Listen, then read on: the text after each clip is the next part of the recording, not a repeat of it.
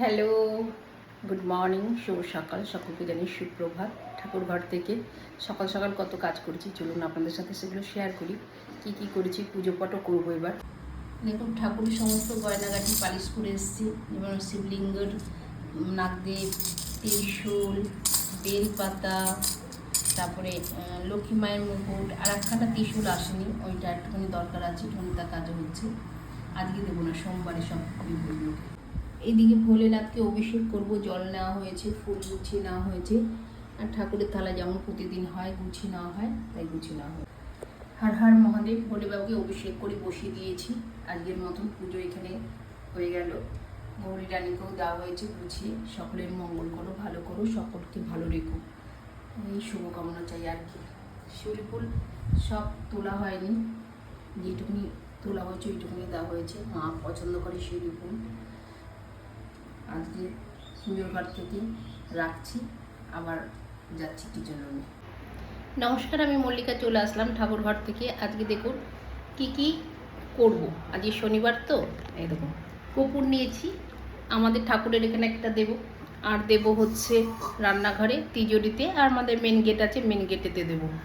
হ্যাঁ, আর এই দেখুন এর মধ্যে কর্পূর নেওয়া হয়েছে, তার সাথে লবঙ্গ নেওয়া হয়েছে, তার সাথে ধুনো নেওয়া হয়েছে, আগুরও নেওয়া হয়েছে। আর সকাল সকাল পুজো দেওয়া হয়ে গেছে। আমার ভোলে বাবুকে দেখে দিন, হার হার মহাদেব।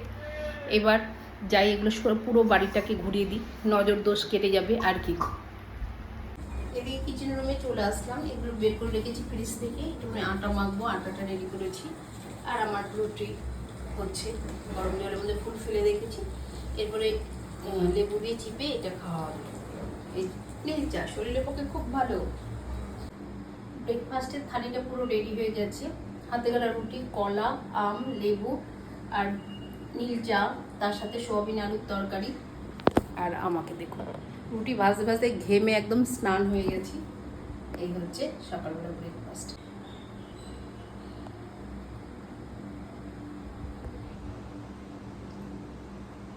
ব্রেকফাস্টের থালি নিয়ে হাজির।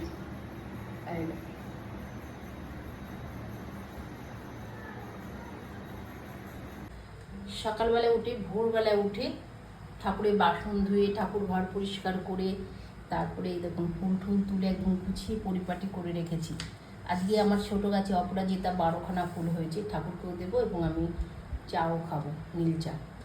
এদিকে আজকে স্যাটারডে, ডিপ ক্লিন করতে হয় আমার কিচেন রুমটাকে। একদম প্রতি স্যাটারডে পরিষ্কার করি। দেখুন একদম ডিপ ক্লিন, কোনো কিছু নেই, সব বের করে একদম ওয়াশ করা হয়েছে, একদম সার্ফ দিয়ে, কচবাইট দিয়ে। এদিকে রাতের বাসনগুলো মেজে ঘষে সমস্ত পরিষ্কার করে জ্বালায় রোদ্রে দিয়ে দিয়েছি। এদিকে ভোরবেলায় প্রচুর জামা কাপড় কাচা হয়েছে। আজকে স্যাটারডে, ডেলি কাচা হয়, আজ এক্সট্রা অনেক জামা কাপড় বেরোয়। যেমন মেয়ের স্কুলে পুরো ড্রেস বেরোবে, হাজব্যান্ডের সমস্ত নিয়ে সমস্ত জামা কাপড় কাচা হয়ে গেল।